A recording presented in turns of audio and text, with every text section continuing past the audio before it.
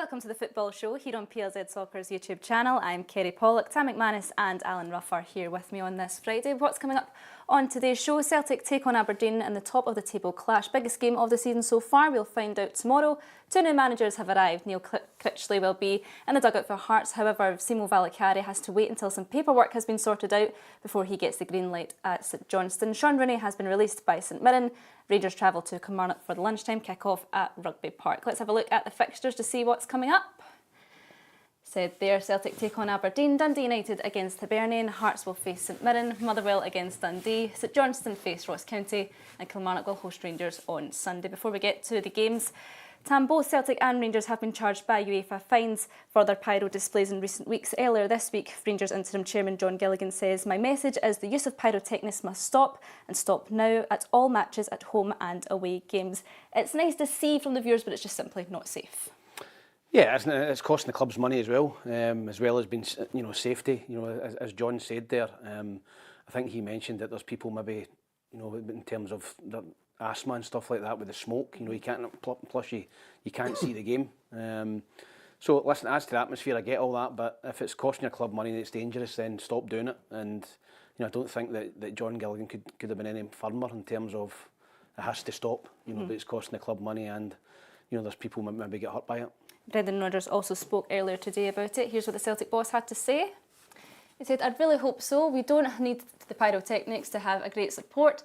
The support we get at home and away is absolutely incredible. The support is incredible, and we are not a club that needs that to ignite our support base. We have to bring a stadium in colour, and noise is absolutely amazing." Ruffy, they've been charged €20,000 already. Celtic, they've been warned, if anything happens again, then the fans won't be there at Villa Park in the Champions League. Yeah, you would have to think there'd be common sense in the supporters, the particular supporters that are spoiling it for everybody else. Because common sense tells you if you keep doing it, you're not going to get to games. And you would think there would be some sensible people out there who would say, well, if I continue to do this, I'm going to miss an away game here, I'm going to miss a home game.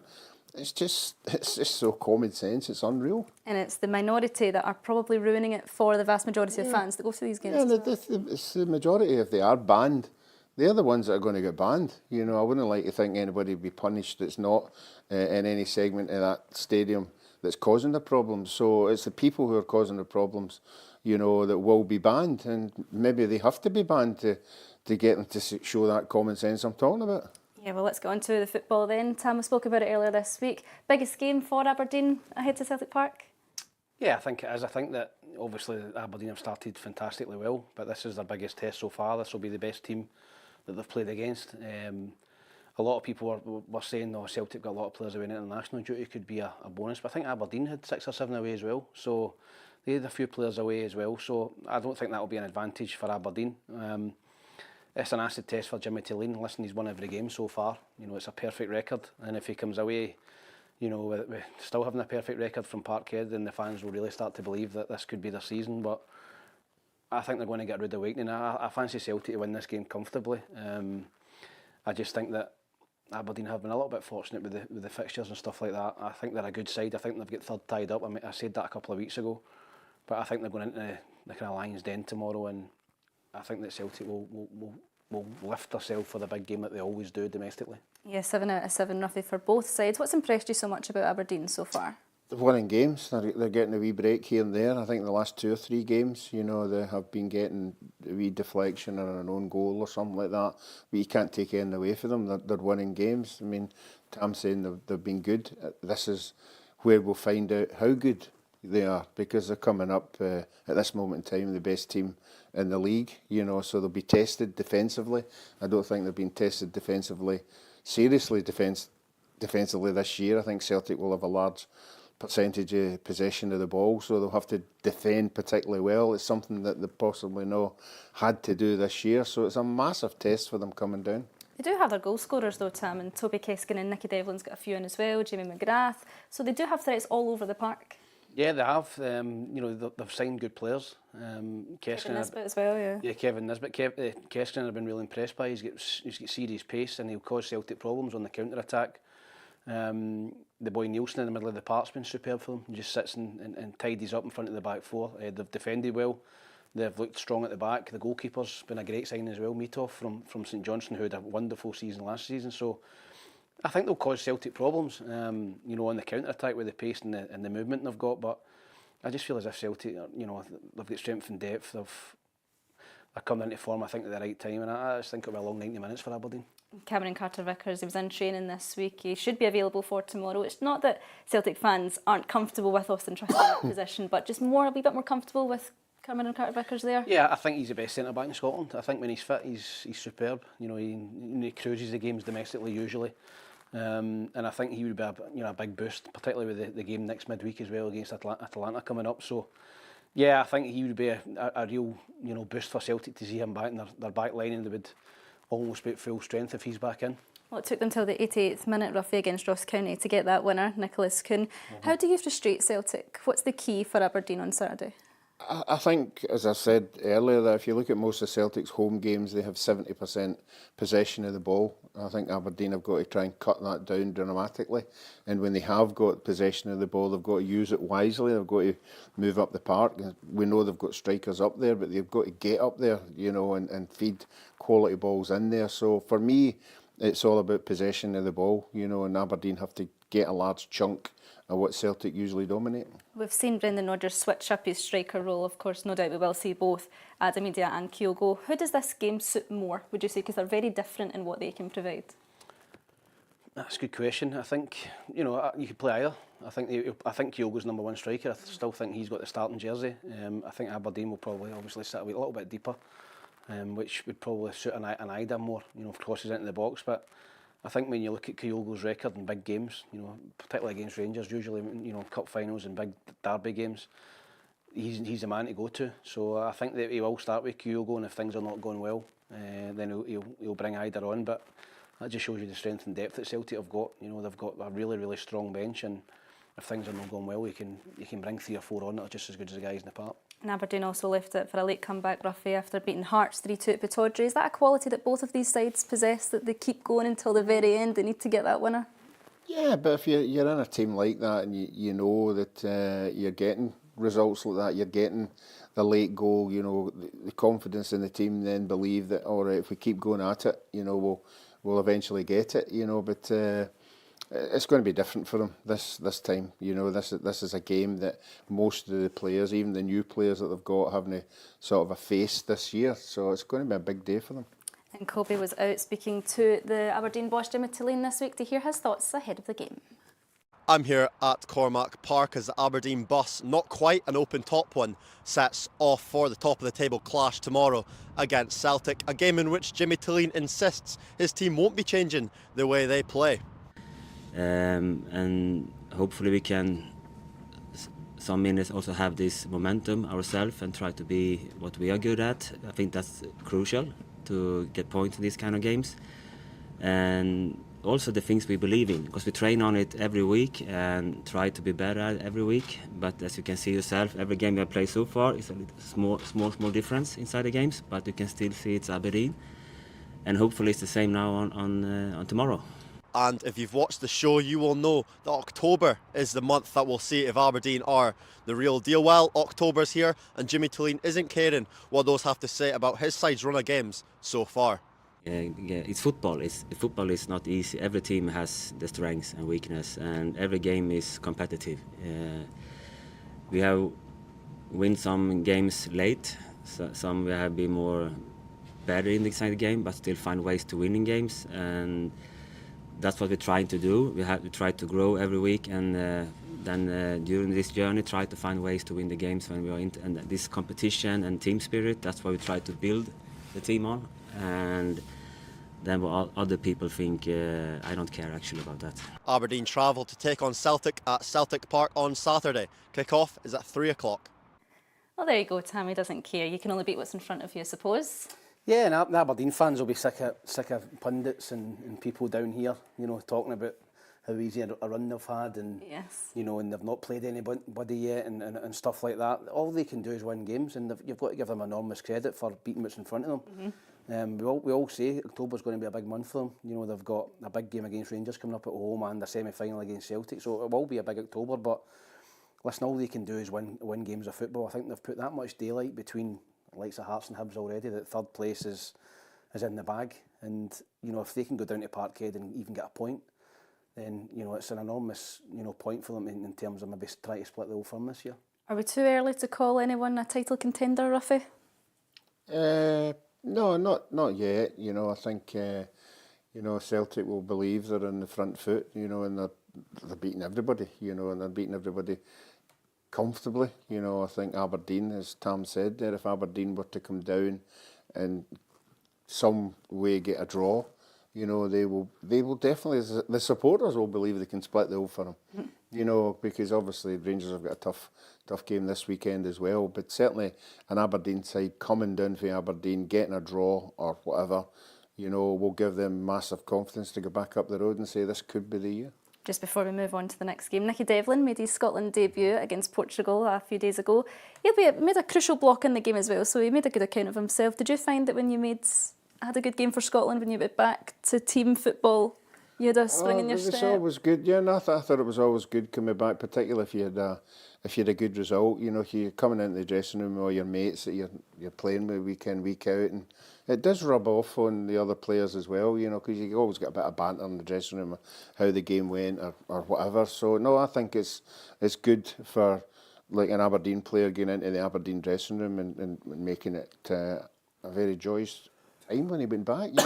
He did. He come on late and he had a good block, but yeah, you know, he's given a chance and it's his first one. He'll believe he can get another one. Okay, what do you think how this one's going to go? I still think Celtic are too strong. I don't think the two Japanese boys played away in Japan, so they'll be fresh coming back. So I think Celtic are still too good. I think it'll be a tight 2-0 to Celtic.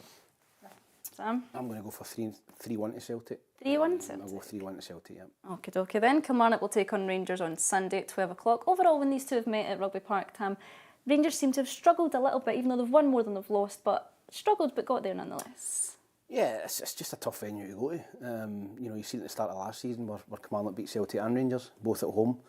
I think you go down there onto that AstroTurf, it's you know, the way Kilmarnock play, they put you under pressure. You know, they turn you, they put balls into your box to defend. And if you don't defend strongly down at Kilmarnock under, you know, against a Derek McInnes team, then you can get bullied physically. So yeah, I think this is a real tricky game for Rangers. You know, a Rangers team that's, I think, is just on the cusp of one more bad defeat. You know, the fans really turning on the team. They've been getting wins, but I don't think they've been convincing. The last game, I think, against St Johnstone, you know, they weren't convincing at all. So as long as they keep winning, I think the pressure will remain off the manager. But as soon as they drop points, then I think the fans are ready to turn, and this is going to be a really, really tough game for them. Is this plastic pitch talk, does that come out when the team haven't played so well, or is it an excuse when teams go there and they don't get a result? I think it's a mentality thing. I think that the Kilmarnock players and the Kilmarnock manager will be delighted if the Rangers players are moaning about the AstroTurf. I think it can get in your head, you know, and I've been there before where you go away to teams that play on AstroTurf and you think, this pitch is crap, and straight away there's negative thoughts in your head, and that plays right into the hands of the home team. So no, I think you go there with positivity. You know, Rangers will be hoping there's a wee bit of rain. I think it's such a different surface when there's a bit of slickness on it to move the ball. If it's dry, you know, and it's bobbling and bouncing all over the place, then it can be difficult. So Rangers will be hoping. I don't think Kilmarnock will water it if it's not dry, because it suits them. But no, I think it's just, this is just a game. You know, it's not going to be a great game of football to watch. Just go down, try and get 3 points and get up the road. Derek McInnes did say, Ruffy, that he feels the team do have the performance in them to beat Rangers because they do have creative players to cause problems. Yeah, and they've done it before. They've given Rangers and Celtic a tough game, particularly down there. You know, they have to do it again. Defensively, they have to be sound. I think they've got players in the front area who will cause them problems. You know, they like playing two strikers, which, I mean, Rangers won't come up against very often. And the two out-and-out wingers who give good quality in there. It's defensively that Kilmarnock have been losing not great goals, you know, but goals that they could prevent. So if they're tight at the back, I think they will give Rangers quite a tough game. And he's not been shy to admit either, Derek McInnes, that the European games have had a bit of an effect on them domestically. Yeah, I think that contributed to a slow start. I think it was the same with St Mirren. I think it's difficult to play Thursday, Sunday, you know, when you're in Europe, and they came up against some decent opposition, you know, Norwegian team in Copenhagen. So yeah, I think now that's out the way. The excuses are gone now in terms of Kilmarnock. I think they're on a run now where they'll be looking to pick up points if they don't get any midweek games in terms of Europe. But I do think that did contribute to a slow start, but you know, they'll be looking to try and pick up points on Sunday. Just to go back to your earlier point, Rangers' performances haven't been so convincing, but 5 out of 6 isn't bad. Is the pressure just always there because of the gap that Rangers fans would always just want to bridge that? Yeah, I just think that you don't expect Celtic to drop points. So I think if you're a Rangers fan, you need to win every week. You need to go into that derby game in the beginning of January, 5 points behind at home. You know, then you think to yourself, right, we beat Celtic, we're 2 points behind, we're right back in it. Don't think you can afford to go into that 8 points, 10 points behind. Yeah, they're on a decent run of actually winning games, but the performances have not been convincing. And as I said, I just think they're one bad result away for the fans turning on Clement again. But I think they'll go down to Kilmarnock, and I think they'll nick a win. I think they've got enough in them. I don't think Kilmarnock are at full capacity yet, so I think Rangers are capable of going down there and nicking a 2-1. Well, we're a year into Philippe Clement's era at Rangers, and Patrick Mullen was out speaking to the Rangers boss this afternoon. It's been just over 1 year since Philippe Clement was unveiled as Rangers boss, and speaking here today at the training centre ahead of their Premiership tie against Kilmarnock, Philippe Clement, well, he reminisced about his opening 365 days. I need to be home at 6, so that's a difficult one to discuss all of that, what happened in 1 year. That it's good that we won a trophy along the way. I wanted more. We were close on more, but not good enough. We had to do, and it's about we, it's never about I. We need to do a big rebuild in the club in every sense, on the pitch, off the pitch, so many things happened. So I'm putting every energy in that, all my energy in that, day and night, to get this club back where it belongs to be. And it was revealed during the week that Ryan Kent has left his contract at Fenerbahce by mutual consent. There has been rumours linking him back here to the Glasgow club, but Philippe Clement didn't want to talk about rumours, but did reveal past admirations for the English midfielder. Of course, I know the player, and I know already a long time, because the moment he went to Rangers, I was in talks with him to get him to Bruges, that moment. But there was a better deal, I think, in Rangers in that way, so he chose for that. So I know him a long time, but I'm not going into rumours about bringing in players or not. It's Kilmarnock versus Rangers at Rugby Park. Kick-off is on Sunday at 12 p.m.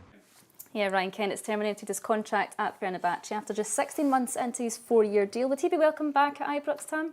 I think there'd be a split. I think that initially he had a fantastic spell at Rangers, scoring big goals against Celtic, a couple at Parkhead. The last season he was at Rangers, he was really, really poor. He looked as if his head was elsewhere, and I think a lot of fans turned on him, you know, because I don't think he was putting in the performances and the effort that he was previously. So I think there'll be a lot of fans thinking he's better than what we've got, which I think is correct. And a lot of fans thinking, nah, don't take him back, because we've seen him in the last season, his contract. I don't know how it works if he'd have to wait to January if he comes in, because of he was released outside the window. So, listen, there's no harm in maybe asking him to come in and train. You know, if he's more than willing to come in and train and have a look at him and whatever, to keep his cell ticking over. But do I think he's better than what they've got? Probably yes. But I don't think the majority of the Rangers fans would want him back. Well, Philippe Clement says he is familiar with him. Rafi tried to sign him when he was at Bruges. So if he was to come in, there is that. He does know what he's like, how he plays. Yeah. I mean, and the good thing for Rangers is it's not costing them anything. You know, obviously they've got to give him a wage, but there's no money getting thrown about. You know, big money, because every time Clement comes on, he keeps talking about the budget he's got. So they'll have a budget for January, and he'll be looking at players just now to bring them in, and it depends whether Kent comes into that category of better than the players that he's looking at, and the value that he would get as well if he got him. Well, Kilmarnock did pick up their first win against Dundee before the break.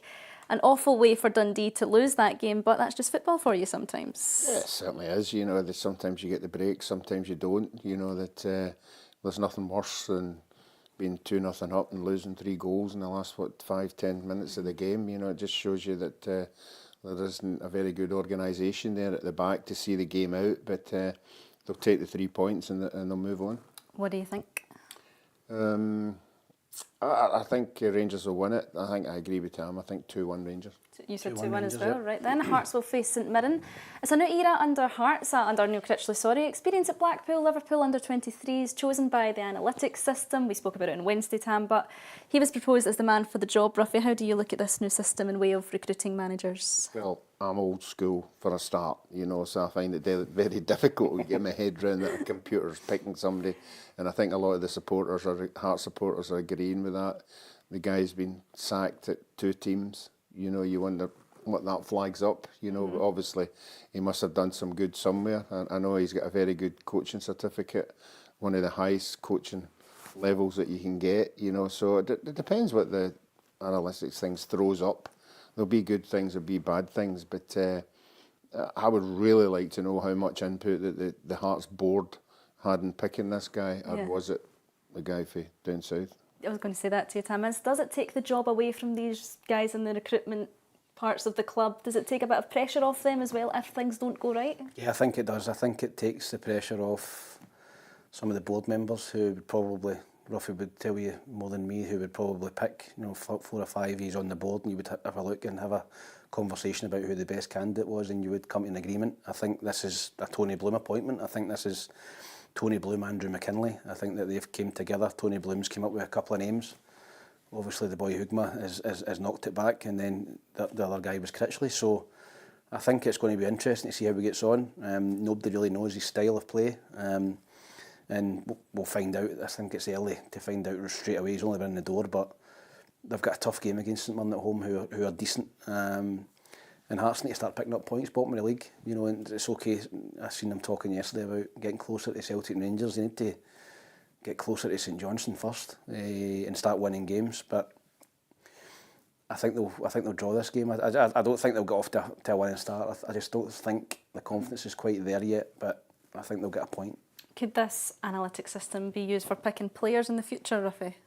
If they're using it for managers now? They are using it now. You know, I think some clubs are, particularly the other clubs that he's got dealings with abroad, and obviously here I was reading that there was another team were starting to use it as well. You know, I can see the good things about it, but as I say, I'm old school. I'm not 100% sure that it's going to work every time. It might be working at this moment in time, but there will be a time when there will be players, you know, that it won't work. You know, and you just have to deal with that. I mean, they're dealing in big money players, you know, and I think that makes it a lot easier. You know, if you're dealing in millions rather than hundreds of thousands, I think it'd be easier to sort of identify a player who has got something to offer. Yeah, well, Neil Critchley knows exactly what he wants to achieve in his time at the club. Look, my immediate aim is to win games of football. We've not won a game of football so far this season, we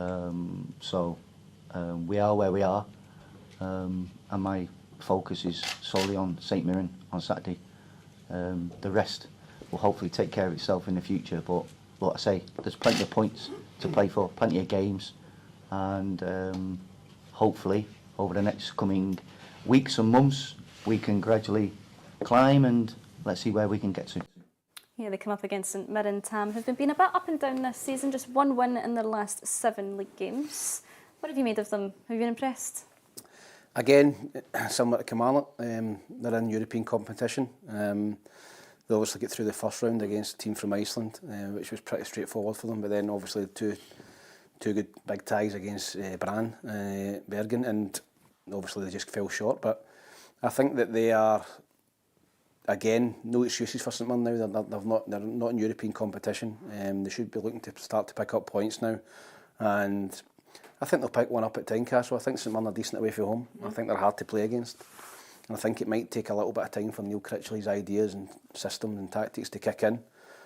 So I think I'm going to go for a 1 each draw. Yeah, well, I was out hearing the thoughts of Stephen Robinson earlier this morning. It was announced this morning that St Mirren defender Sean Rooney would leave the club by mutual consent after an incident that occurred just a couple of weeks ago in Glasgow city centre. But the Buddies' boss Stephen Robinson remains focused on the job at hand and says it's not an ideal situation for him, as he feels he's been left short on the football pitch. Obviously, look, it's not an ideal situation. I've lost a player that we can't really replace until January, so that's an issue for us with the injuries that we've got, with Richard Taylor having surgery, Charles Dunn coming off a couple of weeks ago, who's a big doubt again for Saturday. So it leaves it slightly short, but we'll be fine. There's other boys doing very well. There's some younger players coming through, and it's up to boys to step in. I always believe that it gives people an opportunity when injuries and other situations arise to keep people out of the team. So it's up to people to embrace that and take that opportunity. St Mirren captain Mark O'Hara has described sharing Paisley with some Portuguese superstars as surreal, but was left disappointed after he and his teammates were told they weren't allowed to get too close and personal with a well-known face or two. Yeah, unfortunately we were told we weren't allowed anywhere near it, which was disappointing. I think the boys were hoping that we could get a sight of their training, but the best we could do was get on the cameras at the stadium and watch from our phones, so no, we didn't get there. I think it was kind of surreal that our home, the place we were playing every week, and you've got these superstars all there. It's inspiring, isn't it? And I think they'll carry an aura, and just seeing the photos, it was something to treasure, I think, for people at Paisley. The Buddies find themselves back in Premiership action this weekend at Tynecastle as they take on Neil Critchley's Hearts side. Kick-off is at 3 o'clock. Yeah, it was mentioned there, Tam, that Sean Rooney will leave the club by mutual consent. Whatever the circumstance may be, it's had such an effect on his career now. Yeah, it has. Listen, I don't know the ins and outs of what's happened, but it must be serious if St Mirren have, basically released him. So, listen, I think that's obviously still under a police investigation, so it's hard to comment on it. But yeah, I think it will. I think something like that follows you about in your career. And Sean's had a really good career up until now. A St Johnstone legend, winning both cups with them, and then getting a decent move down to Fleetwood, and then he was doing quite well at St Mirren. But obviously this is a blow not only for the player, but I think for the team as well, because he was a big part of their defence. Absolutely, Ruffy. As Mark O'Hara mentioned there, the Portuguese players coming into Paisley, and they weren't allowed to get anywhere near them. Yeah, I mean, it happened when I was at Partick Thistle. Most of the countries that came to play Scotland trained at Firhill, and obviously the players, the Thistle players, were really keen to see any big names that were playing. So I do get it that now, when they go to grounds, they just say nobody's allowed in at all. You're not going to, because it could be somebody in disguise, watching their free kicks, watching their corners and that kind of thing. So they tend to just say, right, nobody at all, would love you to come in. But I think they did well. I think the Portuguese side did well. They signed autographs for the kids that were outside. I think they went out of their way to let the kids see them. So I thought that was very, very good of them. We're speaking to the guys at the St Mirren Training Centre, Tam, and he says he thinks it was the Portuguese social media team that posted something about being in Paisley, and then before they knew it, there were swarms of people outside the doors. Yeah, and it was great. I mean, you see Ronaldo cutting about just outside Feggy Park in Paisley. Who would have thought that? Yeah. But no, it's great for the people of Paisley to see guys like Cristiano Ronaldo. The guy's a superstar, and to see him and the kids as well, as Ruffy said. So listen, it was a great wee. Listen, first and foremost, it was great for St Mirren to get the facilities for Portugal to go and train there. Yes. Fantastic for them, fantastic for the staff in at St Mirren Park, getting pictures taken with all the Portuguese guys and Roberto Martinez. So, no, I think it was a real positive thing for the people in and about Paisley. Yeah, absolutely. Well, here's Cara Henderson with the news headlines. Hello and welcome to your daily news headlines on Wednesday, 16th of October, sponsored by Arnold Clark. Heart of Midlothian CEO Andrew McKinley says that the club are delighted to have Neil Critchley as manager and that they are lucky to have him. He's worked with some really, really impressive people. I can't imagine these are people that suffer fools gladly. So I think in many ways we are lucky that we have Neil here, and I'm genuinely delighted that we have him here. Steve Clark celebrated Craig Gordon's save last night to keep the game level, which is something that he says he hasn't done in a long time. When they did create the big chance, Craig made the save, which is first time in a long time I've celebrated a goalkeeper save. I was down talking to John and actually celebrated it. So it meant a lot to me, and it meant a lot to everybody in the stadium, because that's what gets you the point. Midfielder Lewis Morgan said that the Scotland boys were excellent last night as they fought hard to grab a well-deserved point. Yeah, I mean, well-earned point, obviously against a top side, and the manager reiterated before the game tonight that there's no shortcuts to beating a pot 1 team or taking points off a pot 1 team, and we've done that tonight. I think the boys are excellent. Finally, Thomas Tuchel has said that he is very proud and honoured to be the new England manager, and could Kieran Tierney be making a return to Celtic in the new year, as the club are reportedly monitoring the left-back's situation with Arsenal. Those were your daily news headlines on Wednesday, 16th of October, sponsored by Arnold Clark. If you want more exclusive news and content, please be sure to follow PLZ Soccer channels. They're a couple of days behind on the news there, Tam, but nonetheless, the Johnstone take on Ross County this weekend. Simo Valakari will not be in the dugout due to some paperwork getting sorted out, but is he the kind of guy that the Saints need? Winless in 7 games. Yeah, I think they need something. I think I wasn't surprised that he didn't really take over for that Rangers game away. I think you want to wait and Ross County at home. Daft. Unfortunately for him, obviously there's some work permit or paperwork issues for him to come in. But Andy Kirk's in there and Alec Cleland, they took the team at Ibrox, and I'm sure they'll come in and do a good job. But this is a huge game for St Johnstone. Ross County have really picked up in recent weeks. Unlucky again, played really well against Celtic. Unlucky not to pick a point up. But St Johnstone need to start winning, and they need Simo Valakari to bring something fresh and something new, and get the fans behind them again. Because they were fortunate, in my opinion, to finish second bottom last season. I think they got lucky in the last game of the season against Motherwell. And Ross County not managing to beat Aberdeen, and they might not get as lucky this year. Ross County, as Tam said there, Rafi, they ran Celtic very close.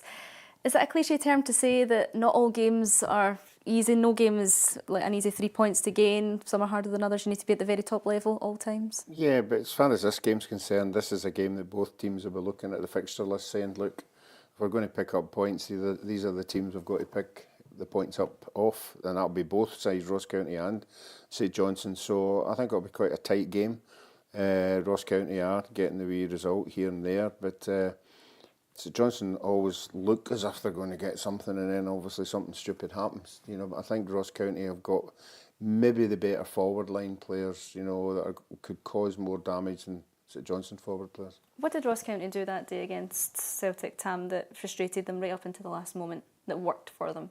In your eyes? I just think that they stayed in the game, they defended solidly. I think that Celtic were, particularly first half, I thought they were miles off it, but Ross County just turned them, got the ball in behind, made them defend, and they were really uncomfortable, Celtic, in that first half. Ronan Hale was a thorn on their side, the whole game, scored a good goal, and they just put Celtic under pressure. Second half, Celtic obviously came back out and won the game narrowly, but Ross County are capable of that, particularly at home. And obviously it's at McDermott Park, but I think Ross County are capable of going and winning. I'm just not convinced about St Johnstone at the minute, regardless of the manager. I just think their squad's weak, and they're going to really struggle this year. What do they need? What do you think? What do they lack in St Johnstone? St Johnstone, I think they're lacking a goal scorer in terms of a striker. And I think defensively they don't look as solid as they've been in recent years. And I just think if you're not scoring goals and you're not, St Johnstone were always prided on keeping clean sheets and being hard to beat and being stuffy, and they don't look like that sort of team this season. So I think they need to find a goal scorer for somewhere, and they need to try and tighten up a bit. It is a long season, roughly, but will they keep themselves out of that relegation zone, either two of them? I think Ross County at this moment in time are showing more promise than St Johnstone. It's a horrible feeling being down there, bottom 3 for the whole season. Eventually begins to take its toll, and confidence in some players. So the only way to get out of it is to win games, and that's why I'm saying why it's so important for both of the teams to win this game tomorrow. Yeah, well, the home advantage for St Johnstone. Do you think that plays a big part, Tam, for teams? No, not particularly St Johnstone. It's not as if it's an intimidating, place to go or a little tight pitch. It's quite a big, nice pitch, McDermott Park. So I don't think that the home advantage is really that big a thing for St Johnstone. And I just think that Ross County, the wee boy Hale and Jordan White, I just think they've probably got more goals in them. So I think they'll nick it 1-0. Rafi? No, I'm going to sit in the fence in this one, and I'm going to go 1 each. 1 each, all right. Motherwell take on Dundee. Motherwell have been dealt with a bit of injury news as they'll lose their captain, Paul McGinn, who sat on the sidelines with a long period of time through a thigh injury. Blair Malloy was out hearing the thoughts of Stuart Kettlewell this week.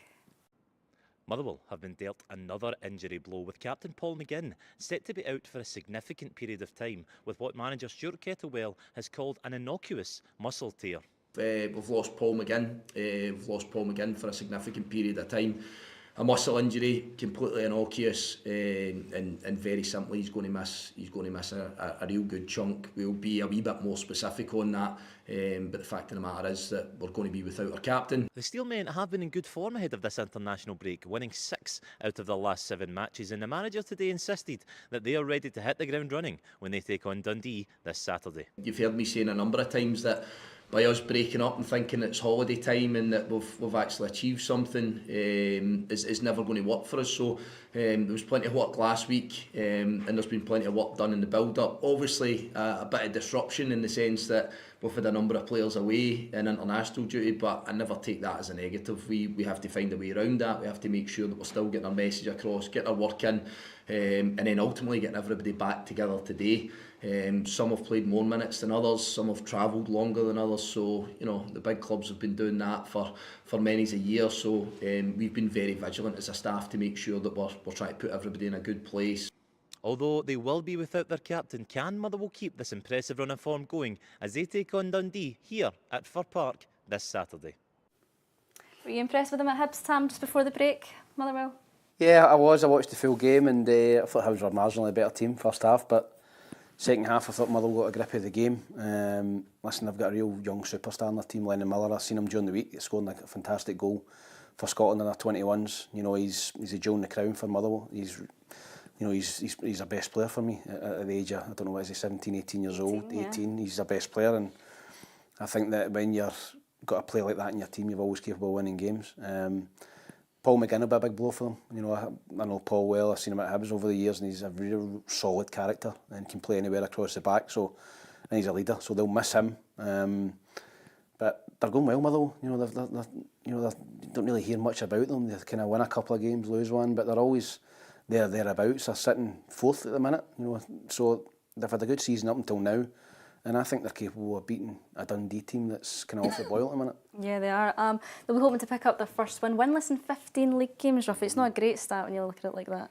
No, it isn't. You know, and we were all raving about them last year, you know, about how well they were doing and breath of fresh air to the league, you know, something new, somebody up there in the top six. Sam's right, you know, Motherwell have, again, you know, a better start of the season what they had last year. They were struggling for a long time, and particularly keep losing their strikers, you know, and they keep finding somebody. So that's a good thing for the coaching staff to identify somebody coming in, because they have lost some really good strikers, but they're on a good term just now at home. You know, I just think they'll win quite easily. Is that a real quality that Motherwell have just now? They've got the likes of Lennon Miller in the midfield. They've got the guys who can score the goals as well. Yeah, I think that when you're winning games like that, you know, you're oozing a confidence. Your people in the dressing room, you know, are there who could come up with something special, and that's what's happening just now. Even when they're no on top of the game, you know, somebody's coming up with something special and they're winning the games. How affecting can it be as a player, Tam, when you lose your captain? I think it's always a blow. You lose your captain's usually one of your best players and a leader. So I think it's going to be a blow for them to lose that. So it was this Motherwell Dundee. I mean, Dundee losing Luke McCown, I think, has been a big blow for them as well. And Joe Shaughnessy previous to that. And Joe Shaughnessy, I think that they don't look the same team without Luke McCown. I think he was a driving force in the middle of the park, and you're right, Shaughnessy as well. So they've kind of lost their top man as well, and Motherwell have lost McGinn. So yeah, I just think that's. I didn't realise it was 15 league games. I didn't realise it was that bad a run that Dundee are on. And they'll be looking for any sort of win by hook or by crook. Maybe the break came at a good time for them. Obviously, a real sickener just before the break, like 2-0 up and losing 3-2. So yeah, I agree with Ruffy. I think Motherwell will win this game. I just think they've got more match winners in their team. Including the cup games and league games. They started the season very positively. 9 games unbeaten, and they were on the top goal as well. Yeah, and Simon Murray was banging goals in, and he's kind of dried up in recent weeks. You know, if he doesn't score, then you're looking about to see who's going to score a goal for Dundee. So, yeah, I think Tony Dalt's got plenty of credit in the bank. I don't think there's any panic at Dundee, but they'll be looking to try and end that run quickly. It'll be a long 2 weeks though after that result against Kilmarnock. Oh, it'd be as we always say, you know, that game before the international break is always key. You can get into it high as a kite, and you can maybe get days off if you're a player. If you get a win, you know, the manager could have you in working in tactics and working in fitness and trying to, you know, figure out what's going wrong. So I don't know what Dundee done, if they had a few days off or they were in trying to sort it, but yeah, it is a long couple of weeks if you go into that with losing. Tony Docherty said after that game, Ruffy, that they're an honest bunch and they will be honest with themselves and won't make any excuses, so they'll know that wasn't good enough that day. No, as a player, you're winning 2-0. You know, you're what, I think it was 8 or 9 minutes away from a win bonus, you know, which you're always thinking about financially, you know, depending on what it is, you know. You're wondering, you've probably spent it, you know, already, you know, but then all of a sudden one goal goes in, you go, okay, we can see this out. Then the other one goes in, and then I think it's a wee boy, Lyle Cameron, is it? Yeah, he didn't clear the ball. The ball bounces out, and all he's got to do is lump it into the stand, you know, to waste a couple of minutes, and he tries to keep it in, loses possession, and they get the break, and they get the winning goal. So no, it would hurt, I think, not only the manager but the players as well. Is it moments like that, maybe Kilmarnock will look back and go, that's the game that sprung us ahead in the season? That could be the turning point for them, yeah. Obviously they get after a slow start, but you know, and they hadn't won a game either, and they're 2-0 down. You're thinking, come on, stone last in the league after having a great season last season. So that comeback, you're right, that could really reignite their season. And as I say, they've got a tough game against Rangers, but that could really ignite them, and that could be a real downer for Dundee. What do you think in this one? I'm going to go Motherwell 2-0. Okay. I'm going to go one each. One each, all right. Then Dundee United will take on Hibs. Is the pressure mounting on David Gray, Tim? Not for me. Not for me. I'm sure some supporters will be doubting him at the minute. I think that's only natural when you come in as a new manager and you got off to a bad start, that some fans doubt it, especially the ones that didn't want him in the first place. You know what supporters are like. They want to be proved right. You know, a lot of them will think David Gray's not the man, and this will be justifying their opinion at the minute. But I don't think so. I think that there's still a long way to go in the season. I think some of the performances have been good, but they need to start scoring goals. I think they've only scored 6 goals or something in 7 or 8 games. It's not enough for Hibs, and it puts real pressure on you to defend well, and Hibs have not been doing that either. So this is a real big game, with obviously the Derby game coming up on the back of this at home.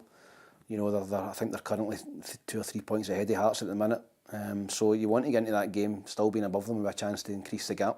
It's just 1 win in 7 league games, Ruffy, but as Tam mentioned there, Hearts are still lingering a bit. Is that the most frustrating part of being a Hibs fan at the moment, that they're not firing on all cylinders, taking advantage of the Derby not really being there? Yeah, I think as far as the supporters are concerned, you know, beating Hearts is a be-all and end-all, but they've still got to win games. I think the Hibs manager's got to win games up until that Hearts game. If he was to lose, how many games is there before that game? A couple?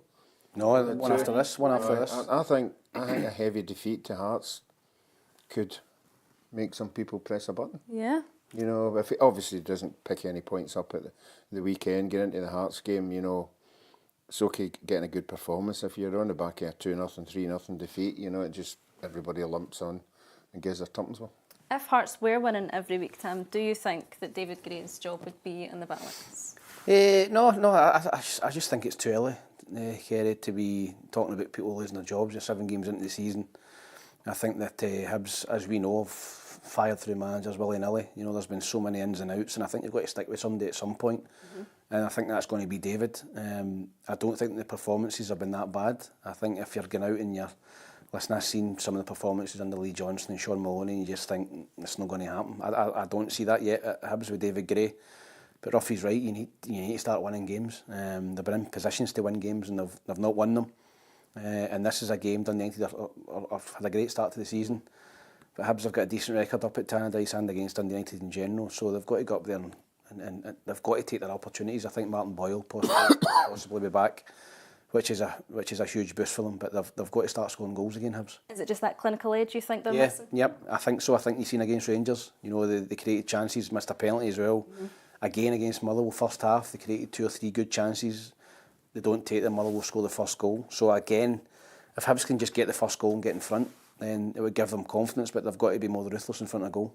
I think Dundee United will be looking forward to this one, Ruffy. 3 wins and 5. Jim Goodwin says over 10,000 tickets have been bought for the return because they've been away from home for quite a long time. So a positive atmosphere expected. Well, I think the supporters are bought into it. I think if you look at any United games, the stadiums are pretty full. You know, they've got right behind them. But Jim knows that, you know, the supporters can turn very, very quickly. So he needs to just keep picking up points, keeping away from the bottom of the league. And I think they're getting a wee rub of the green just now. I think Hibs are waiting in that wee rub of the green. You know, at this moment in time, you know, I couldn't sit here and say, oh, I fancy Hibs to go up there and win.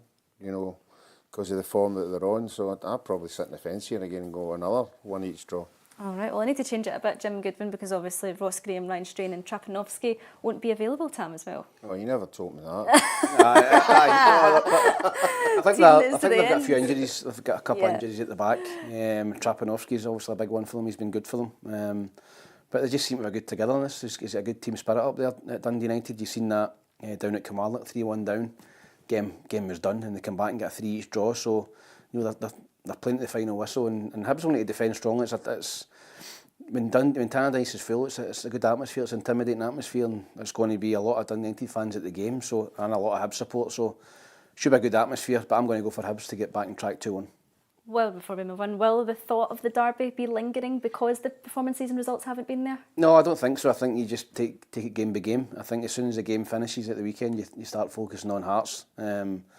So, no, I don't think they'll be thinking too far ahead. They'll just be thinking, going up, tough game, get up, get 3 points, and then you get into that derby game in good fettle. You don't want to be getting into the derby game on the back of a defeat. Yes. You know, because obviously there's going to be a bit of unpleasantness thrown out there leading up to the game. And when you're leading up to a derby game, you want everybody to be positive. You want everybody to be going, oh, we're playing well. But if that's not the case, it just puts that wee added pressure on you to win it. Can it be tough when you're going into a derby game, having lost your previous game, trying to switch on mentally and put it to the back of your brain? It depends what the fallout is. You know, there's players, being players, you know, would adapt to it and not linger on it. But it's the outside influence, you know, what they're thrown into everything. You know, as Tam's saying there, they lose a game, do they have a go at the manager, do they have a go at that player, that player, that player? And then, so you're getting into a game, with everybody going, oh, we're in a great form here. So, you know, you want to win the game. If they would win the game at Dundee United, getting into the Hearts game, it gives you just a lot of confidence. Who is it they've got in between? Tam, remind me again, in between Dundee United? No, I think that's the next fixtures, is Hibs Hearts. Oh, that's the next fixture after this. There's this one and then the derby. Well then, we'll have a quick look at the English Premier League. Liverpool take on Chelsea at Anfield, first versus fourth. Tam, just 4 points separating the top 5 at the minute. Yeah, it's tight at the top. I think that Liverpool started great under the new manager. This will be a big test for them because Chelsea this season look really strong. I think they finished last season under Pochettino really well, and they've continued it on under the new manager. So, yeah, I think that'll be a cracker. I think Liverpool at home will maybe just be too strong for them. What have you made of Arne Slot and what he's doing at Liverpool just now, Ruffy? Yeah, they're winning games. Salah scoring goals. You know, they look comfortable to watch. But it's so interesting that Pochettino, when he brought all these young players into Chelsea, he said to everybody, like, just bear with me for a couple of years, and they sacked him. And now the next year they're all playing well. It just shows you how it changes. Well, here's what both managers had to say ahead of this one. I think it's especially a game for all the clubs. Liverpool is nice environment, fantastic. We are excited to play this kind of game, but in the same time, I think all the games that we played until now, no one of them has been easy. All the Premier League games, they are difficult, they are not easy. And as I said, we're going to try to do our best and prepare the game in the best way we can and try to get points. I think they are in a good place at the moment. If I look at the quality they have, if I look at the way they play. So they got a lot of criticism in recent years, but if you look at them where they are now, I think they are already a big threat for the top 3, top 4 positions, and they will be this in the upcoming years if they can continue bringing good players in and keeping this squad in place.